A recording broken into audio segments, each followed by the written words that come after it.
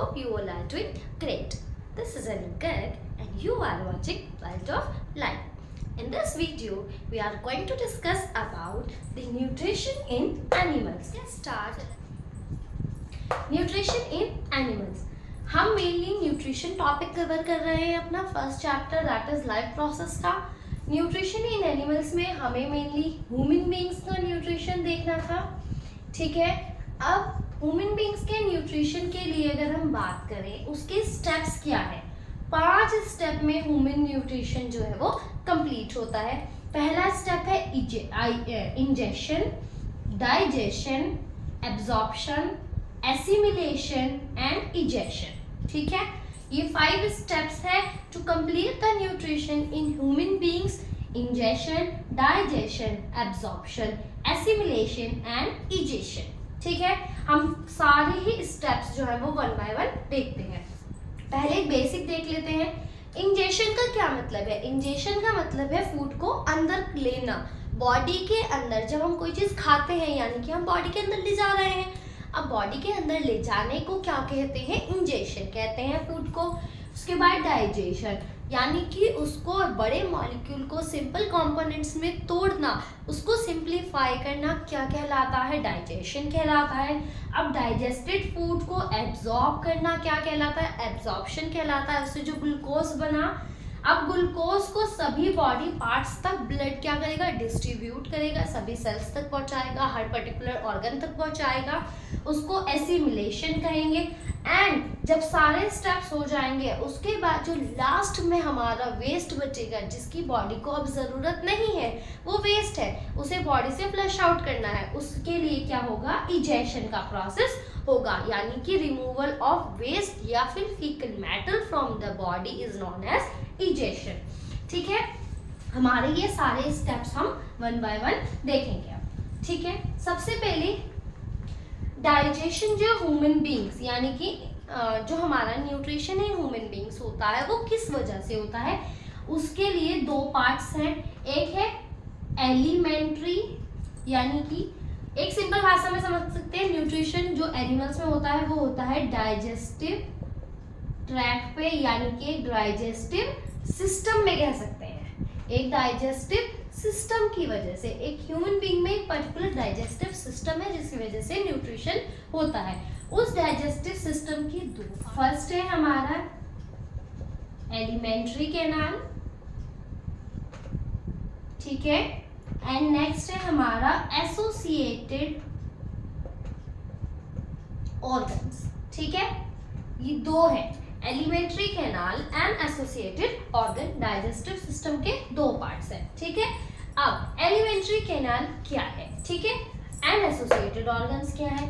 Alimentary canal एक होलो यानी कि एक खाली खोखली, होलो का मतलब खोखली, एक खोखली ट्यूब है जो माउथ से शुरू हो रही है, एनस पर जाकर खत्म हो रही है.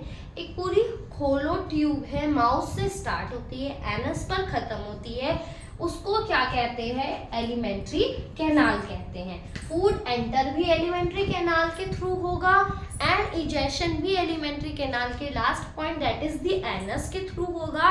इस पूरे पार्ट को जो कि इंजेशन एंड इजेशन में हेल्प करेगा that is known as alimentary canal. ये एक पूरी ट्यूब होती है. ठीक है, एसोसिएटेड ऑर्गन, एसोसिएटेड ऑर्गन्स वो ऑर्गन्स हैं जो कि एलिमेंट्री कैनाल के साथ वर्क करेंगे कि हम तुम्हारे अंदर डाइजेशन में हेल्प तो करेंगे, जो फूड एलिमेंट्री कैनाल के थ्रू पास हो रहा है उसको हम डाइजेस्ट करने में हेल्प करेंगे, लेकिन इस फूड को हमारे घर में मत भेजना, हमारे अंदर मत भेजना. हम ही तुम्हारे पास कुछ पार्ट्स, कुछ चीजें भेज देंगे जो इस फूड को डाइजेस्ट करने में हेल्प करेंगी, लेकिन हम दूर से काम करेंगे, हम तुम्हारी ट्यूब के अंदर इंक्लूड नहीं होंगे. ठीक है, ऐसे ऑर्गन्स क्या कहलाएंगे, जो कि एलिमेंट्री कैनाल से जो फूड पास हो रहा है उसको डाइजेस्ट करने में हेल्प तो करेंगे, लेकिन दैट इज नॉट पार्ट नहीं है एलिमेंट्री कैनाल का. ये वो ऑर्गन्स क्या कहलाते हैं, एसोसिएटेड ऑर्गन्स कहलाते हैं. ठीक है, अब एलिमेंट्री कैनाल किस टाइप की होती है वो देख लेते हैं. ये एक माउथ से शुरू होती है. ठीक है, माउथ है. ठीक है, उसके बाद ये ईओसोफेगस है, ये ईओसोफेगस है. ठीक है, उसके बाद ये स्टमक है इसका, ठीक है। स्टमक के बाद ये स्मॉल इंटेस्टाइन आ जाएगी इसकी, ठीक है। इसको भी ट्यूब से देख सकते हैं हम, ठीक है। उसके बाद एक लार्ज इंटेस्टाइन आ जाएगी, ठीक है। एंड लास्ट में हमारा एनएस आ जाएगा, ठीक है। एक एलिमेंट्री कैनाल है जो माउथ से स्टार्ट हो रही है, उसके बाद उसका ईसोफेगस आ जाएगा, स्टमक आ जाएगा, small intestine, large intestine and last में एनएस आ जाएगा, ठीक है। ये क्या है, एक एलिमेंट्री कैनाल है। एसोसिएटेड ऑर्गन्स क्या है, जो एलिमेंट्री कैनाल के बाहर प्रेजेंट है लेकिन एलिमेंट्री कैनाल का पार्ट नहीं है, बट स्टिल वो डाइजेशन में हेल्प करेंगे, ठीक है। अब हमने समझ लिया एलिमेंट्री कैनाल क्या है। एलिमेंट्री कैनाल के पार्ट्स देखते हैं वन बाय वन। सबसे पहला पार्ट है एलिमेंट्री कैनाल का, दैट इज माउथ। माउथ से स्टार्ट हो रही है, हमने अभी देखा। अब माउथ से स्टार्ट हो रही है तो माउथ के अंदर भी कुछ एलिमेंट्री कैनाल में है, माउथ के अंदर भी कुछ प्रोसेसेस होते हैं फूड के डाइजेशन में। पहला होगा इंजेशन। हमने अभी देखा कि फूड एंटर ही माउथ के थ्रू करेगा। हम मुंह से ही तो खाते हैं, है ना, मुंह से खाते हैं कोई भी चीज, यानी कि माउथ के थ्रू एंटर कर रही है हमारे एलिमेंट्री कैनाल में, तो इंजेशन होगा। दूसरा होगा मैकेनिकल डाइजेशन। अब मैकेनिकल डाइजेशन का क्या मतलब है यहाँ पर, ठीक है। मैकेनिकल डाइजेशन को समझते हैं। मैकेनिकल डाइजेशन का क्या मतलब है, हमने फूड खाया, अब फूड को कैसे खाएंगे, सीधा मुंह में डाला और गटक नहीं जाएंगे, ठीक है, स्वेल नहीं करेंगे। हम उस फूड को डाइजेस्ट करने के लिए च्यू करेंगे, ठीक है। क्या करेंगे, च्यूइंग करेंगे उस फूड की, उसको चबाएंगे, चबाएंगे, च्यूइंग करेंगे, क्रश करेंगे उसको, ठीक है। हम उसको चबाएंगे, तोड़ेंगे अपने दांतों की हेल्प से, टीथ की हेल्प से, ठीक है। उसको च्यूइंग करेंगे, चबाएंगे, दांतों की हेल्प से तोड़ देंगे। एक रोटी, मान लो रोटी खाई, रोटी का दो टुकड़ा हमने लिया, उसको एज इट इज हम नहीं स्वेल करते, हम उसको छोटे छोटे पार्ट्स में अपने दांतों की हेल्प से तोड़ देते हैं। वो क्या है, च्यूइंग कर रहे हैं, क्रश कर रहे हैं उस पार्ट को। वो क्या है, एक मैकेनिकल डाइजेशन है, यानी कि हमने एक मसल्स की हेल्प से, अपने मसल्स की हेल्प से, अपने टीथ की हेल्प से क्या किया, उस फूड को स्मॉलर पार्टिकल्स में तोड़ दिया। उसके बाद होगा यहाँ पर हमारा केमिकल डाइजेशन।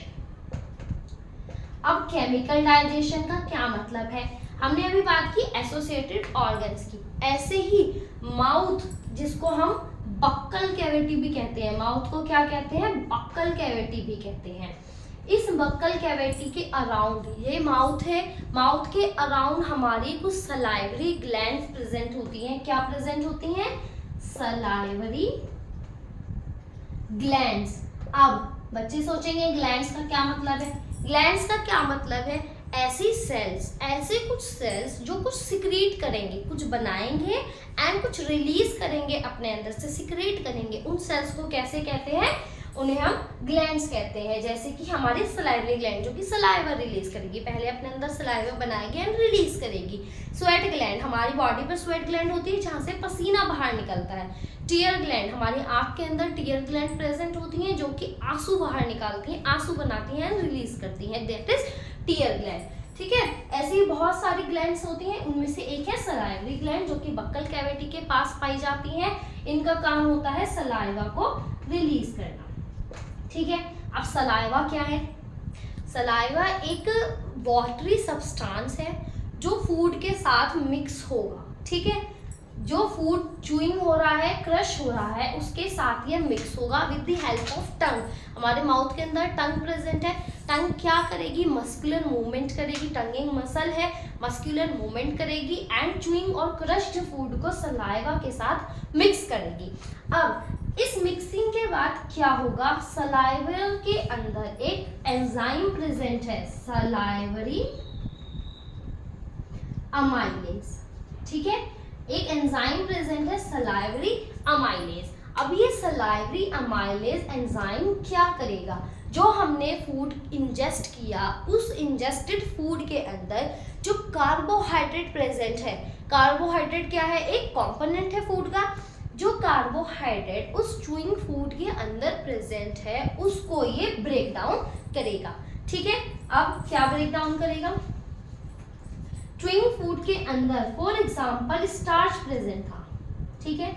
अब स्टार्च एक बहुत ही कॉम्प्लेक्स कार्बोहाइड्रेट है, बड़ा मॉलिक्यूल है कार्बोहाइड्रेट का।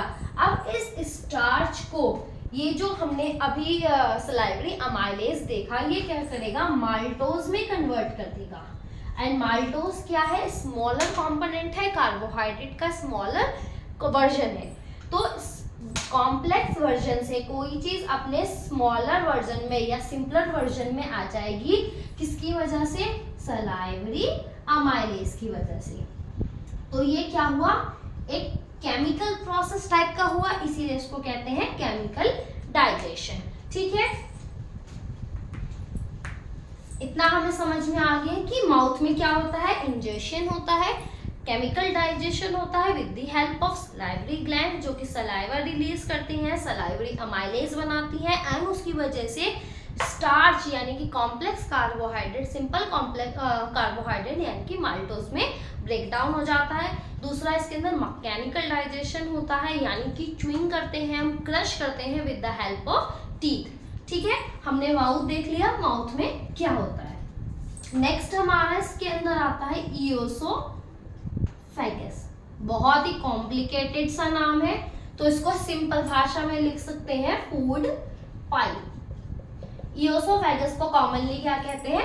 फूड पाइप कहते हैं। हमारी गले में प्रेजेंट है, नेक रीजन में हमारे एक पाइप लाइक स्ट्रक्चर प्रेजेंट है, जिसके थ्रू फूड पास होगा, उसको क्या कहते हैं? ईओसोफेगस या फूड पाइप कहते हैं। अब फूड पाइप के अंदर क्या होगा?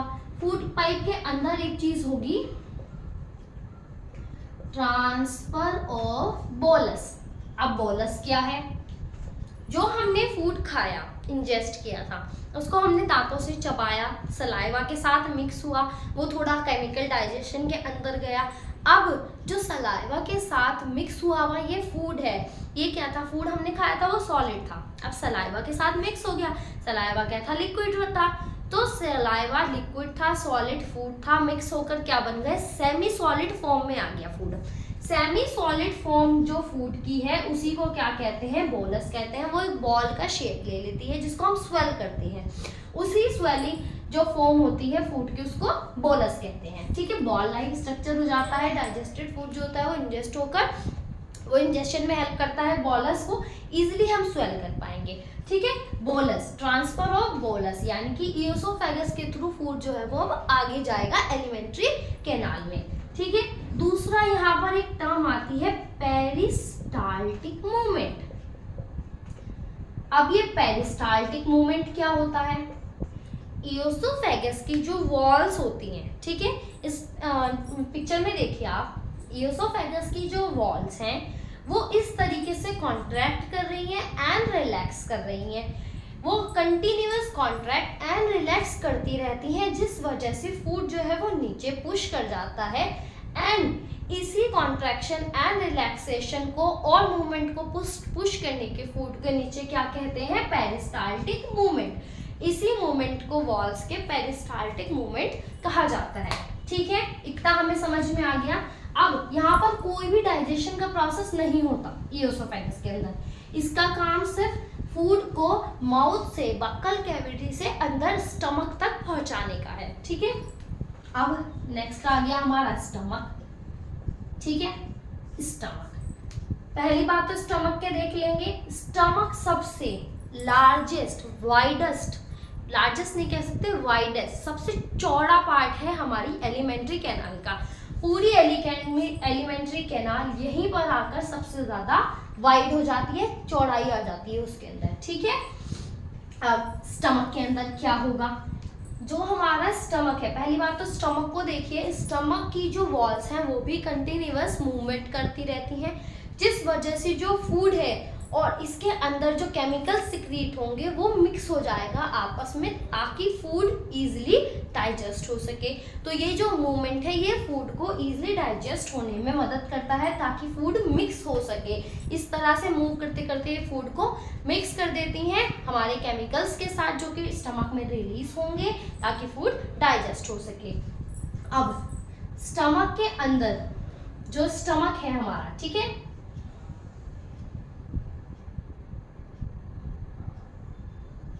ये स्टमक है हमारा। स्टमक की जो वॉल है उसके पास कुछ छोटी छोटी यहाँ पे ना सेल्स प्रेजेंट होती हैं, ठीक है। पूरे स्टमक के वॉल में यहाँ पे सेल्स प्रेजेंट होती हैं जो क्या करेंगी, गैस्ट्रिक जूस, ये भी क्या होती हैं, ग्लैंड्स होती हैं, गैस्ट्रिक ग्लैंड्स होती हैं। ग्लैंड्स हमने देखा था ऐसी सेल्स जो कुछ बनाएंगे एंड सेक्रेट करेंगे। ये क्या करती हैं, गैस्ट्रिक जूस को रिलीज करती हैं, ठीक है। गैस्ट्रिक जूस को रिलीज करती है ये glands in the stomach. Stomach में आ जाएगा सारा गैस्ट्रिक जूस, ठीक है। यहाँ पर रिलीज कर देगी ये, यहाँ पर हमारा फूड आया, यहाँ से गैस्ट्रिक जूस आया। ये कंटिन्यूअस मूवमेंट जो था हमारे स्टमक वॉल का, वो आपस में गैस्ट्रिक जूस और फूड को मिक्स करेगा, ठीक है। अब इस गैस्ट्रिक जूस के अंदर क्या होता है, इस गैस्ट्रिक जूस के अंदर 3 चीजें पाई जाती हैं, ठीक है। क्या होता है, गैस्ट्रिक जूस के अंदर 3 चीजें होती हैं, ठीक है। पहली पेप्सिन, पेप्सिन नाम का एक एंजाइम प्रेजेंट होता है। HCl हाइड्रोक्लोरिक एसिड प्रेजेंट होता है एंड म्यूकस, ठीक है। क्या होता है, पेप्सिन, HCl, म्यूकस। अब पेप्सिन का काम क्या है, जो ये फूड आया स्टमक के अंदर, इसके अंदर कार्बोहाइड्रेट्स प्रेजेंट है, प्रोटीन प्रेजेंट है, फैट्स प्रेजेंट है, सब कंपोनेंट्स प्रेजेंट है। ये पेप्सिन इस फूड के अंदर जो प्रोटीन प्रेजेंट है उसको तोड़ देगा। एक प्रोटीन भी एक लार्ज मॉलिक्यूल है, उसको सिंपल मॉलिक्यूल्स में ये पेप्सिन जो है वो तोड़ देगा।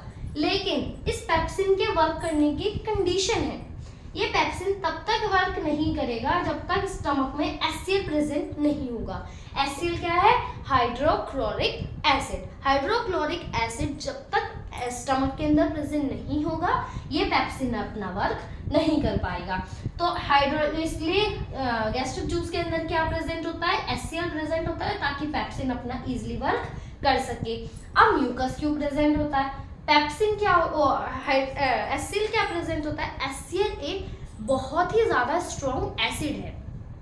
अब इतना स्ट्रॉन्ग एसिड स्टमक के अंदर प्रेजेंट है तो ये क्या करेगा, स्टमक की वॉल को डैमेज कर सकता है, उसके सेल्स को डैमेज कर सकता है। उसी को प्रोटेक्ट करने के लिए, उस डैमेज को प्रोटेक्ट करने के लिए क्या प्रेजेंट है, गैस्ट्रिक जूस में म्यूकस प्रेजेंट है। ये म्यूकस क्या करेगा, गैस्ट्रिक वॉल पर यानी कि जो स्टमक की वॉल है उससे जाकर अटैच हो जाएगा ताकि ये HCl म्यूकस को प्रिवेंट कर बाहर ना जा सके और हमारी स्टमक की वॉल जो है वो प्रिवेंट रहे इसके इम्पैक्ट से, ठीक है। ये 3 चीजें गैस्ट्रिक जूस के अंदर प्रेजेंट होती हैं। अब स्टमक के अंदर क्या हो गया, स्टमक के अंदर प्रोटीन का डाइजेशन हो गया, कुछ अमाउंट में प्रोटीन डाइजेस्ट हो गया। अभी कार्बोहाइड्रेट का डाइजेशन हमारे बक्कल कैविटी में हो गया था, अभी भी फैट्स वगैरह जो है वो बचे हुए हैं। स्टमक से अब फूड जो है वो आगे पास हो गया है, ठीक है। अब आगे कहाँ पास हो गया है, हमारी स्मॉल इंटेस्टाइन में, ठीक है। अब स्मॉल इंटेस्टाइन की बात कर लेते हैं। सबसे लार्जेस्ट पार्ट हमारी एलिमेंट्री कैनाल का क्या है, स्मॉल इंटेस्टाइन है, ठीक है। सबसे ज्यादा जो लार्ज होती है वो क्या होती है, स्मॉल इंटेस्टाइन ही हमारी होती है, ठीक है। स्मॉल इंटेस्टाइन को स्मॉल क्यों कहते हैं जबकि इतनी लार्ज होती है, क्योंकि इसका जो डायमीटर है वो छोटा होता है एंड इसके बाद जो लार्ज इंटेस्टाइन आती है उसका डायमीटर बड़ा होता है, इसीलिए उसको लार्ज कहते हैं एंड इसको स्मॉल इंटेस्टाइन कहते हैं, ठीक है। अब स्मॉल इंटेस्टाइन में क्या होगा, अब फूड एंटर कर गया है स्मॉल इंटेस्टाइन में, ठीक है। स्मॉल इंटेस्टाइन के पास 2 एसोसिएटेड ऑर्गन्स हैं, एक है लीवर, ठीक है, एक है पैनक्रियास। तो जो लीवर है एंड पैनक्रियास, स्मॉल इंटेस्टाइन के पास 2 दोस्त हैं, एसोसिएटेड ऑर्गन्स हैं, लीवर एंड पैनक्रियास। अब ये कह रहा है एसोसिएटेड ऑर्गन है, फूड इनके अंदर नहीं जाएगा बट स्टिल ये हेल्प करेंगे फूड की डाइजेशन में। अब ये क्या करते हैं, ये कहते हैं, सबसे पहले लीवर को देख लेते हैं, लीवर क्या करेगा। लीवर, तो लीवर क्या करेगा, सबसे पहले लीवर को बात करें तो लीवर एक लार्जेस्ट ग्लैंड है हमारी बॉडी की, ह्यूमन बॉडी में सबसे बड़ी ग्लैंड जो माना जाता है वो लीवर को माना जाता है, ठीक है। लीवर सबसे लार्जेस्ट ग्लैंड है। दूसरी चीज इसके अंदर ये क्या सिक्रेट करेगा, ग्लैंड है तो कुछ ना कुछ सिक्रेट करेगा। अब क्या सिक्रेट करता है, बाइल जूस। क्या सिक्रेट करता है, बाइल जूस। अब ये बाइल जूस क्या करेगा, पहली बात तो हमारे स्टमक के अंदर HCl प्रेजेंट था।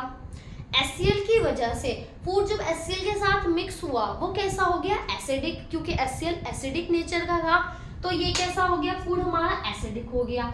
एंड बाइल जूस जो होता है वो एल्केलाइन नेचर का होता है, ठीक है। तो अब ये क्या करेगा, फूड को जो एसिडिक होकर स्टमक से आया है उसको एल्केलाइन करेगा एंड थोड़ा न्यूट्रल लाएगा, ताकि आगे जाकर स्मॉल इंटेस्टाइन को भी वो alkaline food, acidic food harm ना करे, ठीक है। अब ये उसको एल्केलाइन करेगा, पहली बात तो। दूसरा ये करेगा इमल्सिफिकेशन, इमल्सिफिकेशन ऑफ फैट्स। अब इमल्सिफिकेशन ऑफ फैट्स का क्या मतलब है, इमल्सिफिकेशन ऑफ फैट्स का मतलब है फैट भी बहुत लार्ज ग्लोब्यूलर मॉलिक्यूल होता है, जिसको बाइल जूस क्या करेगा, सिंपल कंपोनेंट्स में तोड़ेगा।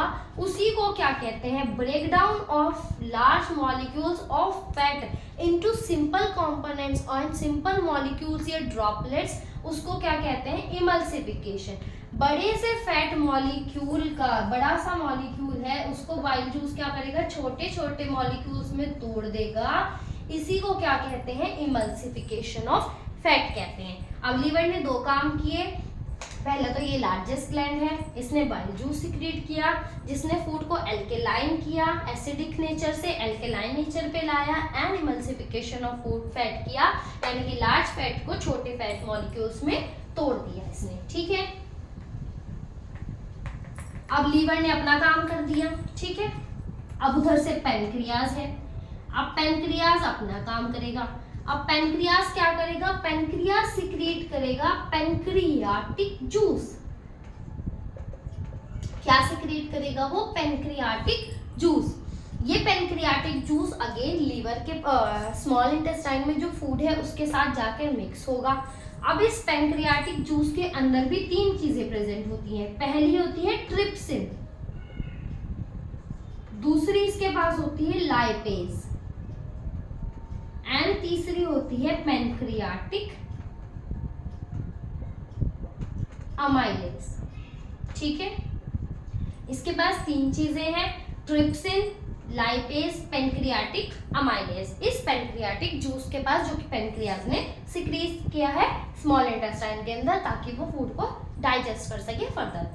अब ट्रिप्सिन क्या करेगा, ट्रिप्सिन का काम है प्रोटीन्स को तोड़ना। जो बचे हुए प्रोटीन मॉलिक्यूल्स हैं और ज्यादा उसको सिंपल कंपोनेंट्स में तोड़ेगा ट्रिप्सिन। लाइपेज हमारा डाइजेस्ट करेगा फैट्स को, ये फैट्स को तोड़ेगा, इमल्सिफाई होकर फैट आया है, ये और ज्यादा इमल्सिफाई उसको करेगा। अब पैनक्रियाटिक अमाइलेज करेगा कार्बोहाइड्रेट का डाइजेशन, ये कार्बोहाइड्रेट यानी कि शुगर्स को तोड़ेगा, ठीक है। फ्रक्टोज है, माल्टोज है, और भी जो हमारी शुगर्स हमारी सिंपल कंपोनेंट होकर ऊपर से आई हैं बक्कल कैविटी से, उनको ये और ज्यादा सिंपल कंपोनेंट्स में तोड़ेगा। तो ये तीन चीजें हैं पैनक्रियाटिक जूस के अंदर, ठीक है। हमने पता कर लिया कि लीवर क्या करेगा, ठीक है, हमारी पैनक्रियास क्या करेंगी। अब खुद स्मॉल इंटेस्टाइन क्या करेगा, स्मॉल इंटेस्टाइन खुद एक सिक्रीट करेगा केमिकल जिसका नाम है इंटेस्टाइनल जूस। ये खुद भी इंटेस्टाइनल जूस को सिक्रीट करेगा। इंटेस्टाइनल जूस अगेन क्या करेगा, कंपोनेंट्स को बहुत ज्यादा फाइनल ब्रेक डाउन कर देगा, कार्बोहाइड्रेट्स को भी ये फाइनल तोड़ देगा, ठीक है। बिल्कुल सिंपल कंपोनेंट में ले आएगा, बिल्कुल एट द एंड ले आएगा। प्रोटीन्स को भी ये तोड़ देगा बिल्कुल सिंपल कंपोनेंट्स में, एंड फैट्स को भी ये तोड़ देगा। तीनों ही चीजों को ये और ज्यादा सिंपल कंपोनेंट में फाइनल स्टेज तक अपने डाइजेशन के ले आएगा। ये लास्ट साइड होती है स्मॉल इंटेस्टाइन, जहां पर डाइजेशन होता है। इसके बाद जो दो और पार्ट आते हैं, लार्ज इंटेस्टाइन और एनस, उनमें किसी तरह का डाइजेशन फूड का नहीं होता है। अब हमें समझ में आ गया स्मॉल इंटेस्टाइन क्या करती है, स्मॉल इंटेस्टाइन में क्या होता है। अब एक बार समझ लेते हैं, स्मॉल इंटेस्टाइन 3 पार्ट्स में डिवाइड रहती है। पहला होता है ड्यूडीनम, ठीक है। दूसरा इसका पार्ट होता है जेजुनम एंड लास्ट पार्ट होता है इसका इलियम, ठीक है। ड्यूडीनम, जेजुनम, इलियम। ड्यूडीनम वो पार्ट होता है स्मॉल इंटेस्टाइन का जो कि स्टमक से अटैच होता है। जेजुनम बीच वाला पार्ट रहता है एंड इलियम वो पार्ट होता है जो लार्ज इंटेस्टाइन से, स्मॉल इंटेस्टाइन का लास्ट पार्ट जो कि लार्ज इंटेस्टाइन से कनेक्ट रहता है उसको क्या कहते हैं, इलियम कहते हैं, ठीक है। अब हमने स्मॉल इंटेस्टाइन भी देख ली। अब हमें ये देखा स्मॉल इंटेस्टाइन में डाइजेशन जो है वो फाइनल कंप्लीट हो गया। अब फाइनल कंप्लीट हो गया उसके बाद यहाँ पर कुछ अमाउंट में एब्जॉर्प्शन भी स्टार्ट हो जाता है। एब्जॉर्प्शन कैसे होगा, ये जो स्मॉल इंटेस्टाइन होती है, फॉर एग्जांपल ये स्मॉल इंटेस्टाइन है, इसकी जो वॉल्स है, दोनों वॉल्स हैं, इनके पास कुछ फिंगर लाइक प्रोजेक्शंस प्रेजेंट होती हैं ऐसे, ठीक है। इधर भी और इधर भी ये फिंगर लाइक प्रोजेक्शंस प्रेजेंट हैं। इन फिंगर लाइक प्रोजेक्शंस को कहते हैं विलाय। क्या कहते हैं, विलाय। ये फिंगर लाइक प्रोजेक्शंस जो होती हैं विलाय, ये अपर एंड लोअर दोनों सरफेस पर प्रेजेंट होती हैं स्मॉल इंटेस्टाइन के। एंड इन विलाय के अंदर ब्लड वेसल्स प्रेजेंट होती हैं जो क्या करेंगी, अब फूड को एब्जॉर्ब कर लेंगी। स्मॉल इंटेस्टाइन से यहाँ डाइजेस्टेड फूड पड़ा है जो फाइनल डाइजेस्ट हो गया, उसको ये विलाय एब्जॉर्ब कर लेंगी ब्लड वेसल्स के थ्रू एंड उसको ब्लड में फैला देंगी ताकि ब्लड जो है वो उसको बाकी के बॉडी पार्ट्स में एसिमुलेट कर सके, उसको डिस्ट्रीब्यूट कर सके। तो यहाँ से ही एब्जॉर्प्शन जो है वो स्टार्ट हो जाएगा, ठीक है। अब लार्ज इंटेस्टाइन,